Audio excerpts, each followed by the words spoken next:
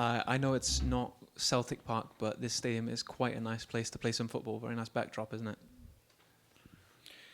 Yeah, it looks absolutely beautiful on the pictures. So it's my first time here, so I'm really looking forward to the stadium and the games themselves, and obviously Lake Como is one of the most beautiful places in the world. So we're really happy to be here. They are, on paper, just friendly matches, but what are you hoping to get out of them as a manager? Well, I think your pre-season is designed to develop your football fitness. And I've always said, I say it to players, I say it to people, when you're a big club, there's never a friendly. There are always tests for you. So every game we approach, especially as we get towards the latter part of a pre-season, you're really focused on that fitness, but focused on performing. And that's how it's gone for us. So the last few games, we've really upped our level. And we want to continue with that through until the beginning of the season in 11 days. You mentioned 11 days left. Is this a time for kind of tinkering tactically, or is it just about refining and doubling down what you did last season? Yeah, it's a little bit of both. Last season we scored the most amount of goals in over 50 years as a football team in the club's history. So that tells you that we score lots of goals and we create lots of opportunities. But you can always improve. You can always be better. And it's reinforcing a lot of the good work that we already do, whilst tweaking little elements of our game in order to attack even more, because that is the soul of Celtic. It's attacking football, and we always want to deliver that and look to improve on that every year. And Callum, yourself, how are you feeling at this stage in pre-season? Yeah, feeling very good. As the manager says, the last couple of games have been excellent. The players have responded really well, so I think everyone's feeling good.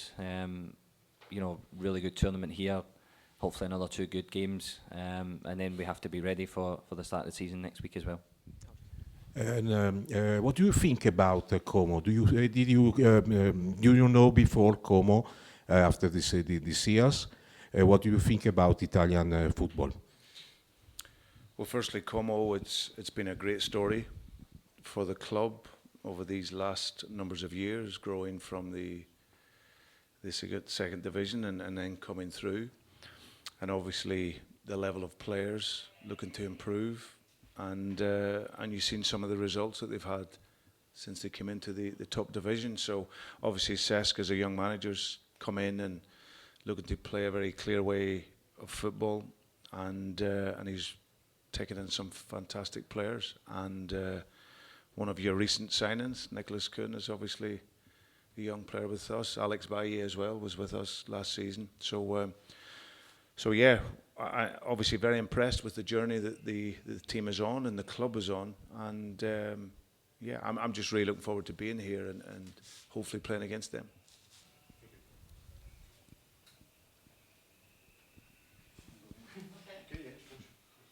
Sorry, I've got a lot of questions. It's okay. You personally, how does it feel to be able to kind of see Alex and Nicholas again? Not just as former teammates, but maybe as friends as well. Yeah, it's like you said, always you cross paths so many times with new players, and you get to know them on a personal level as well. You spend so many days at the training ground, hotels, playing with each other and building connections. So it's always nice when you see players move on and do really well for themselves. So it'll be nice to see those guys again. But football's an amazing industry where you travel the world, you meet new people, and it broadens your horizons as well. So really lucky to be a part of this, and good to see the guys again as well. So football's an amazing industry.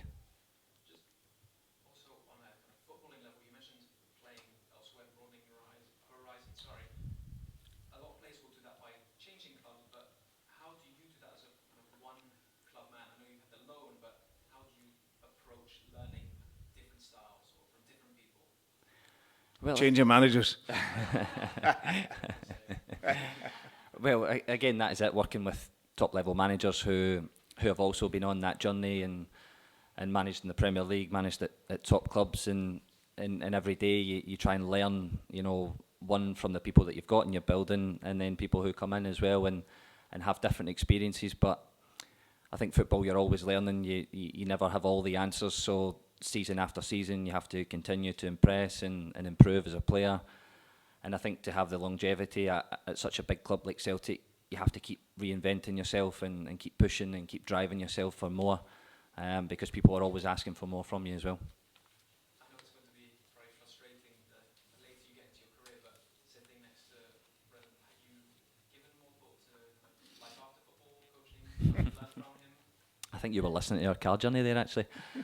We were just having a chat on the way from the airport about, you know, later down the line, you know, whether that be coaching or managing and just trying to prepare yourself for the next steps. I love football, like I just mentioned there, and I want to be part of football, you know, for the rest of my life. So, you know, eventually when the time comes to hang up my boots as a player, then for sure I'll be trying to use as much information as I can to then make the next step into whether that be coaching or management.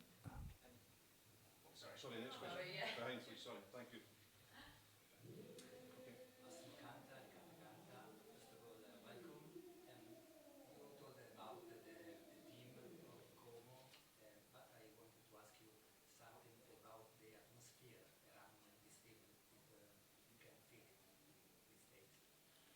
Yeah, we've actually just arrived off the plane and just arrived here about 10 minutes ago. So, but I think when you come to any of the Italian grounds that I've ever been to, football is in the blood.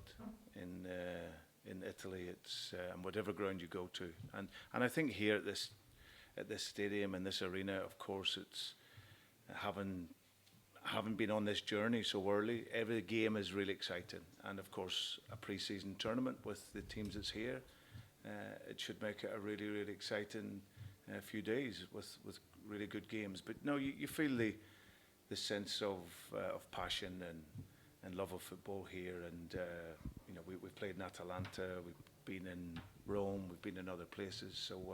So Italy is very steeped in passion for football. Hello, Hi. Ivone Alessandro, Tuttomercato Web. Did you expect a growth like coaching career about Cesc Fabregas viewing the president's path like player? And what type of loss is Nicolas Kuhn, because he is here now? Thank you. Yeah, firstly, obviously with Cesc, he was an amazing young player. You think of his journey as a 16-year-old player, playing for Arsenal, obviously in the great La Masia Academy and coming through, and then being a really, really successful player. And that's never easy, because sometimes when you've been a top player, it doesn't always guarantee that you can go into coaching. But I think when you hear him speak later in his career and now as a coach, you sense that he really wanted to be on that journey. So he's starting here at an amazing club. He clearly loves it out here, loves the life, loves the football, and like I said, he's at the beginning of his journey, and I'm sure if he has that passion and that desire like he had as a player, then he can have a very, very good career. Nicolas Kuhn. Nicolas will be a really exciting talent. When we seen him playing in Rapid Vienna, straight away his speed, his ability with the ball and his ability to score goals really stood out. So when we took him to Celtic, all those qualities shone through. He was also playing in a very, very good team at Celtic, because obviously, you know, for a player to shine, you also want to be in a good team. And with Callum and his teammates, they really helped improve him as a player. And when you play for such a big club like Celtic, you become a winner. So he left after 18 months, done a fantastic job for Celtic. He's a good guy. He has lots of qualities, and I hope he does really, really well here.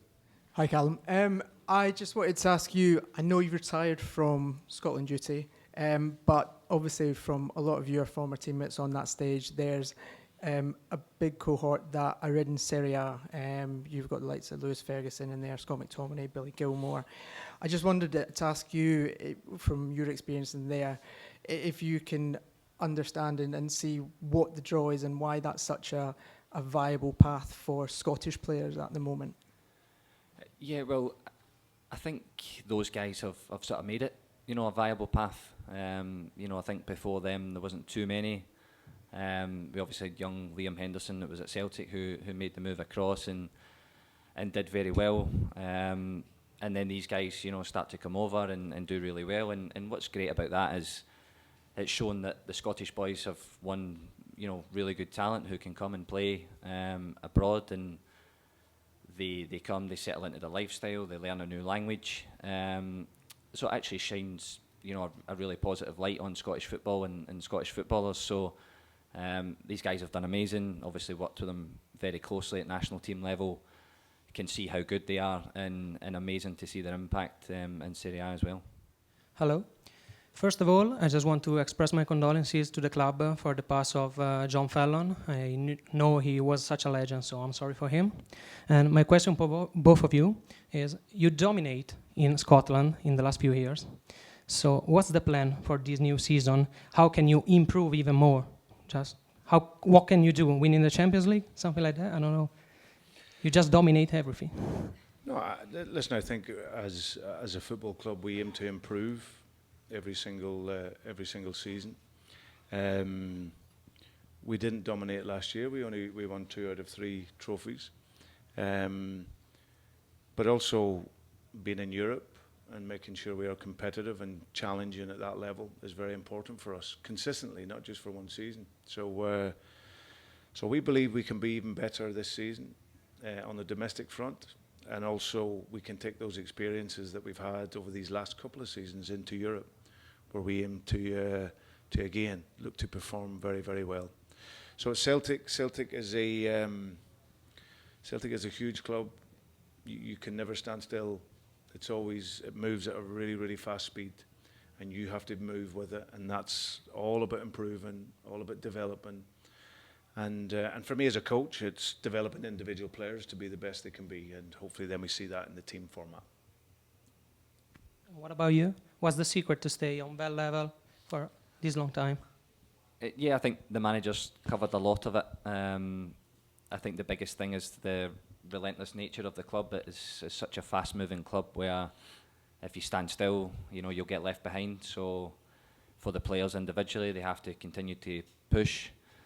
They understand that every year the target becomes bigger and bigger for the opponents to come and take it off you. So, that is the baseline. You have to win. You have to continue to progress. And I think if each player has this attitude, then the collective, team attitude will continue to push, and hopefully we can be successful again. Thank you. Good luck. Thank you. Pleasure. Fabregas mentioned yesterday in conversation that he'd completed around 90% of his transfer business. Would you put a similar number on your activities this window? No, I think we still have some work to do. I think the players that we have in the building have been very, very good in this pre-season so far. But like I say, we have still work to do in the market. I think it's very clear where our gaps are in our front line, where we need support, and I'm very confident that we'll be able to do that before the market finishes.